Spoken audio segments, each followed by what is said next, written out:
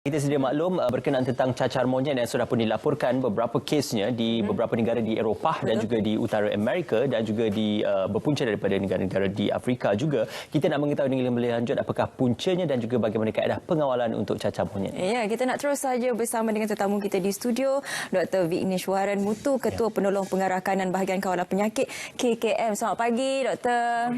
Okey, terima kasih. Terima kasih Doktor bersama kami.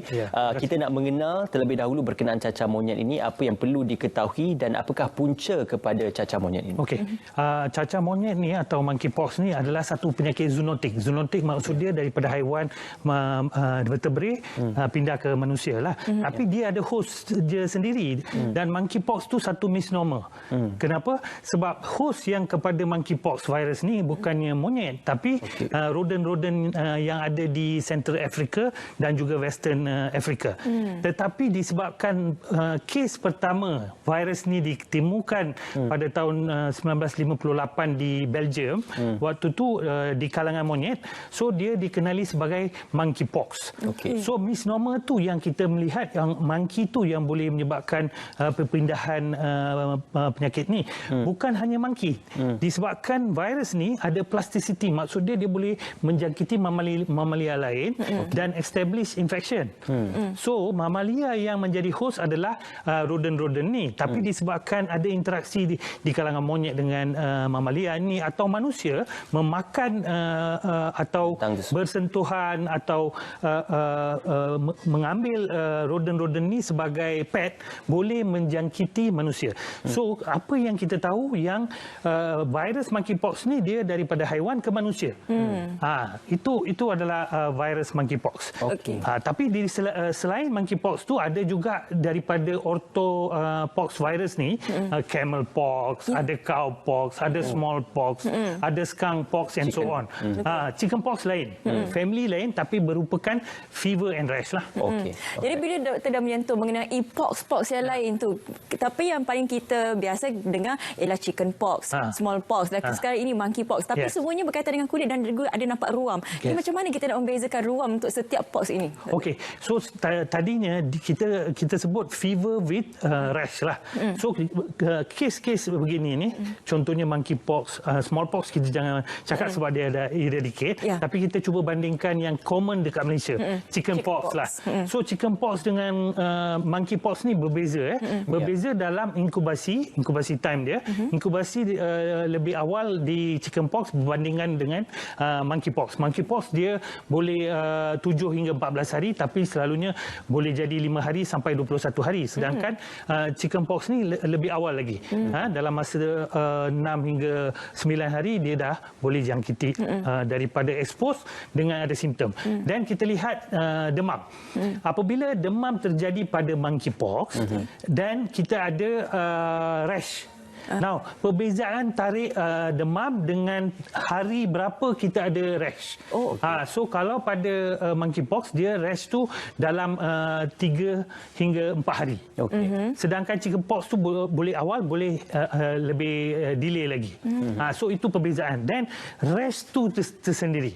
Pada chickenpox kita lihat chest rash tu di dalam badan dan dia keluar. Sedangkan di monkeypox ni dia lebih kepada muka, tangan dari luar ke dalam. So kita boleh nampak kes monkeypox ni dengan jelas, clinically kita boleh nampak dia dah ada rash. Itu yang satu advantage untuk kita sebab bila kita dah tahu orang tu ada rash, kita boleh isolate dia. Lainlah dengan COVID kan. COVID ada asymptomatic dan juga pre-symptomatic. Padahal pada monkeypox kita ada symptomatic transmission. That means dia dah ada symptomatic baru dia transmit kepada orang lain. Dan selain tu berapa lama chickenpox dengan monkeypox? Chickenpox tu dia akan settle down dalam masa 9-10 hari dia settle down. Sedangkan monkeypox ni boleh 14 hari hingga 21 hari. Right? So dia boleh juga sampai 28 hari. So dia maksud dia the flow of that disease tu dia akan demam, dia ada flu like illness. Macam COVID juga, flu-like illness, sakit kepala, sakit tekak, boleh ada batuk, boleh ada muntah, boleh ada cerit-berit. And then baru dia akan ada simptom rashes tersebut.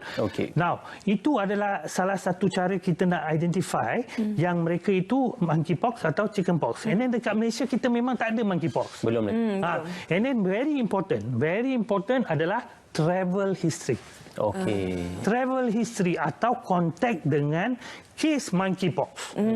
Sebab tadi saya ada beritahu yang kita boleh nampak rashes dan dia akan transmit. Betul. So rashes yang kita nampak tu sebenarnya makula. Maksud dia kita ada kemerahan yang tak timbul, itu makula. And then papula, kemerahan dan timbul. Berapa hari dia akan muncul, Dr. So that's now pada hari ketiga dia akan mula macula, papula, and then papula itu akan berisi air. Jadi vesicular. That means dia ada chain of bagaimana rash tu mula daripada macula menjadi papula, that means redness, timbul, isi air. Air itu tukar jadi nanah. Dan nanah tu akan pecah.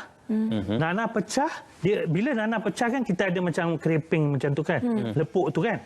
Lepuk tu akan mengering. Lepas proses pengeringan, lepuk tu akan jatuh. So selama dia ada vesicle rash sehingga lepuh tu jatuh, dia infectious. Doktor, kita bertanyakan dan juga persoalan tentang apakah rashes itu dianggap sebagai simptom semata-mata ataupun monkeypox ini boleh membawa kepada satu lagi kesan yang lebih hebat, iaitu kegagalan organ dalam tubuh badan. Betul. Kita tahu yang kita ada masyarakat tertentu yang daya tahan dia rendah, pertama. Kedua, dan kita tahu yang dia apabila dia dijangkiti dengan apa-apa virus pun dia boleh kena yang lebih teruk lagi. Contohnya macam meningitis, boleh kena pada jantung, boleh kena pada otak and so on lah. So disebabkan daya tahan rendah selalunya pada kanak-kanak, pada wanita hamil dan mereka-mereka yang ada penyakit-penyakit yang boleh menyebabkan imuniti dia rendah. Contohnya macam diabetic, kidney failure and so on.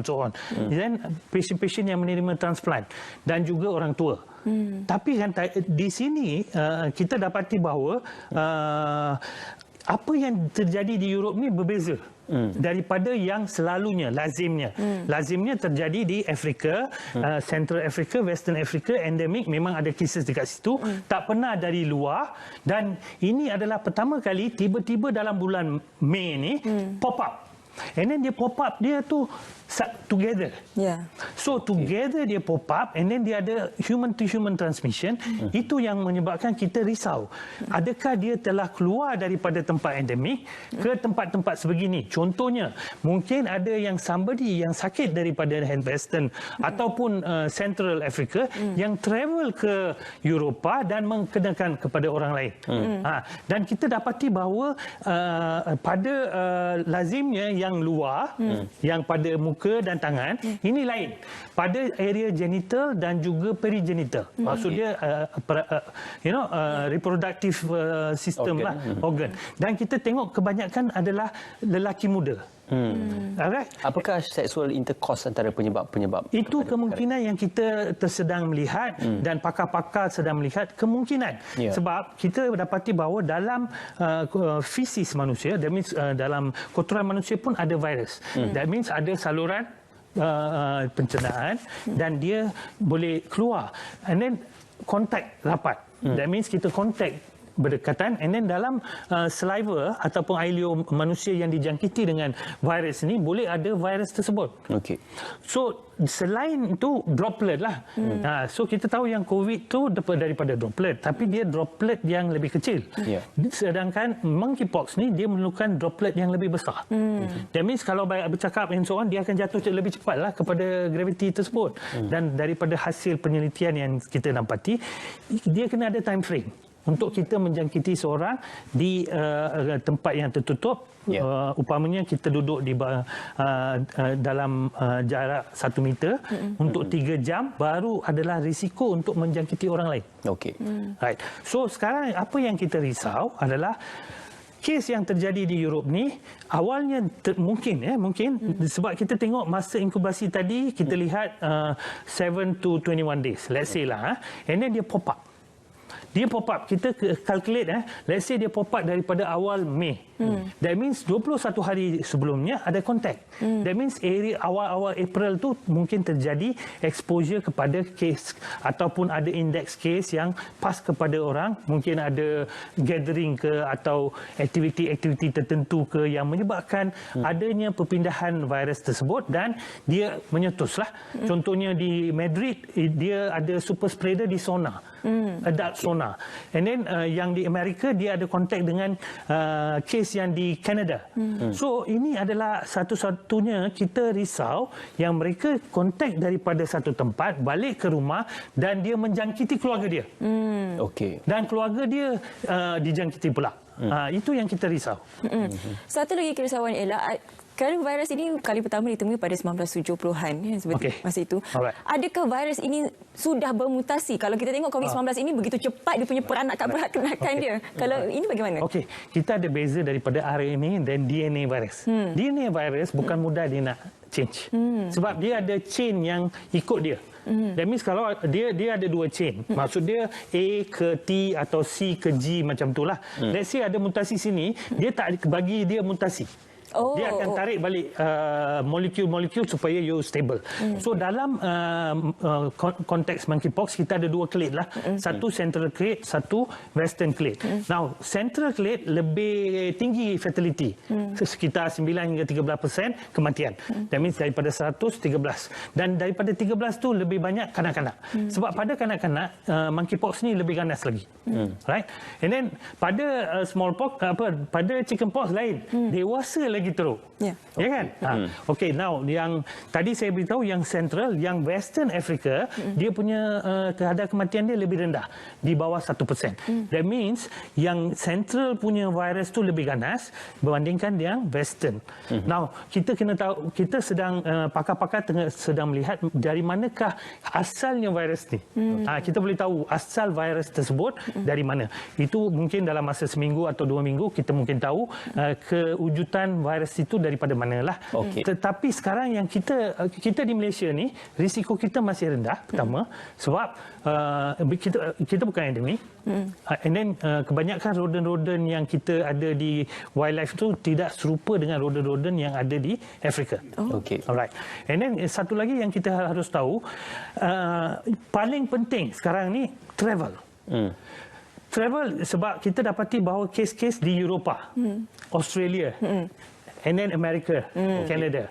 Satu tu travel. Kedua, apakah kontak seseorang tersebut ataupun contact tracing lah. Bukan, maksud dia what is your sexual behavior. Alright, first thing. Sebab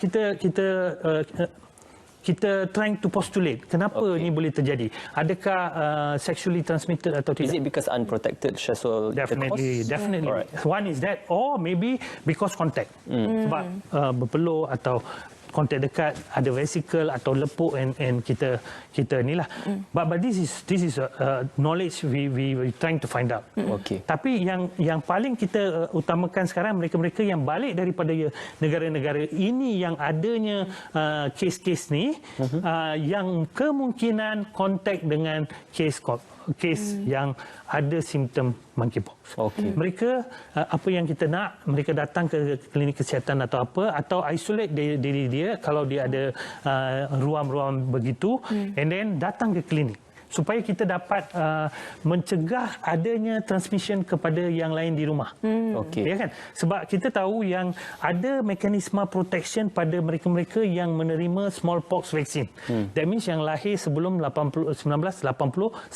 Contohnya saya 72, saya ada cacar smallpox. Dan kita dapati bahawa bila ada cacar smallpox ni kita terima, kita ada protection terhadap monkeypox. Boleh kena tapi tidak seteruk.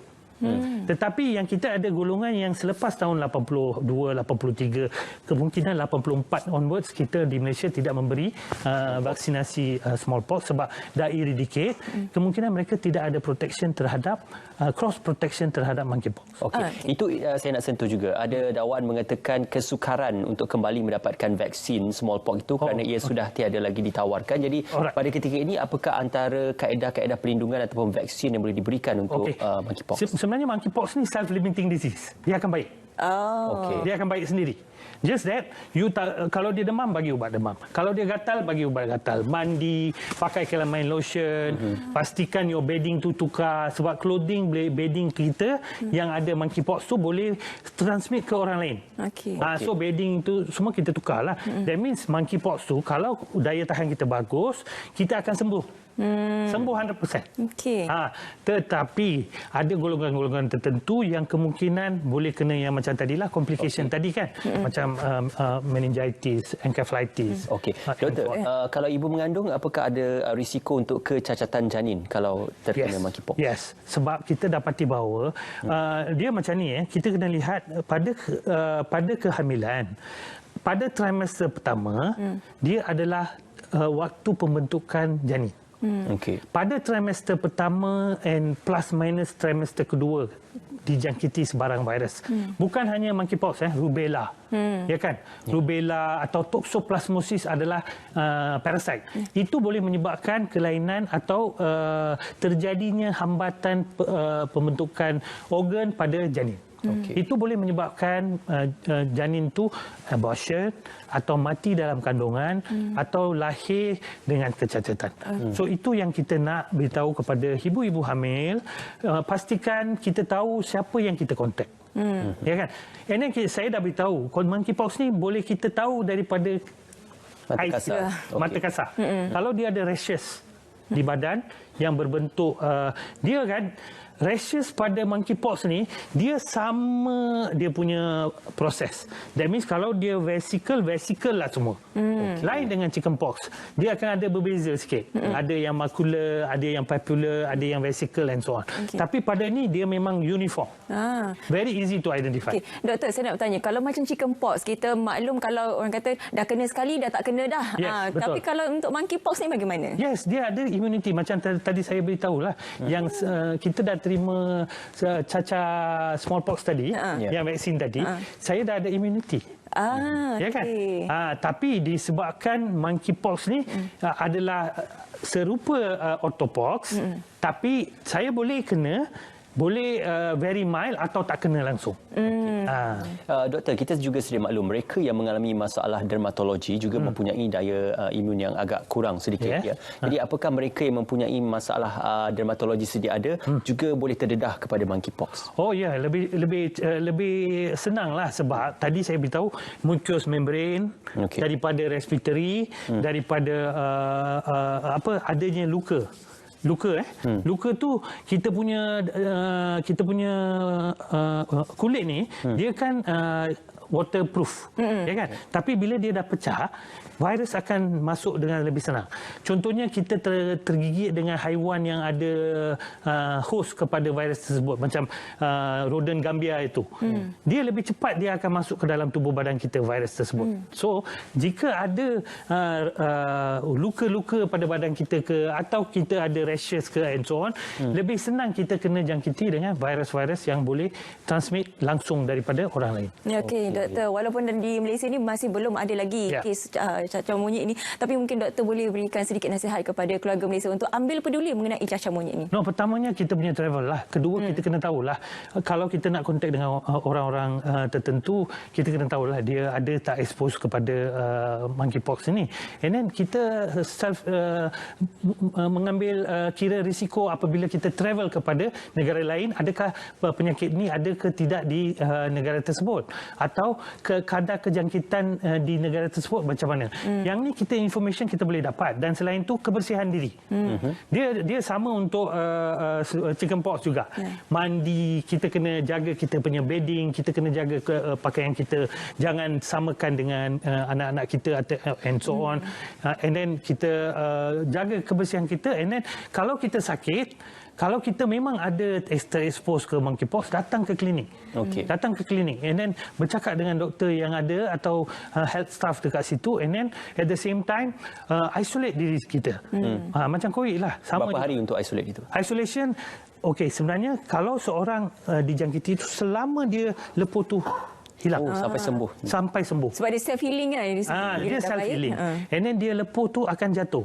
Sehingga lepuh tu jatuh, itulah waktu dia kena isolate atau kuarantinkan diri dia daripada dia kena kepada orang. Okey, doktor, seperkara lagi juga dinasihatkan oleh KKM supaya mengelakkan untuk memakan daging binatang liar. Jadi apakah kategori-kategori haiwan ataupun binatang yang perlu dielakkan pemakanannya? Sebenarnya bushmeat tu yang ada monkeypox tu dia ada di Central Africa dengan Western Africa. Tapi saya seorang advocate mengatakan bahawa jangan kita makan semua jenis wildlife lah. Okey. Ya kan? Semua jenis wildlife biar dia dekat wild. Tak payah kita makan. Ini tak ada khasiat daripada sana. Ya kan? Ada orang cakap makan empudu ni boleh jadi kuat and so on. No such thing. No such thing. Kalau you nak jumpa doktor untuk mendapatkan maklumat-maklumat kesihatan, jangan pergi makan wildlife. Okey, terima kasih doktor untuk nasihat tersebut. Amat ringkas dan juga padat untuk perkongsian yang berguna pada kita untuk kita berhati-hati untuk monkeypox dan juga pastikan kalau sekiranya anda bergejala dan mempunyai simptom-simptomnya, dapatkan nasihat di klinik-klinik kesihatan yang terdekat. Ya, walaupun perkara ini masih lagi belum sampai ke Malaysia, kita harapkan tidak akan berlaku lah kerana kita masih lagi mendepani COVID-19. Tapi kita mengharapkan kepada keluarga Malaysia untuk sentiasa berjaga-jaga dan menjaga kebersihan diri anda. Baik.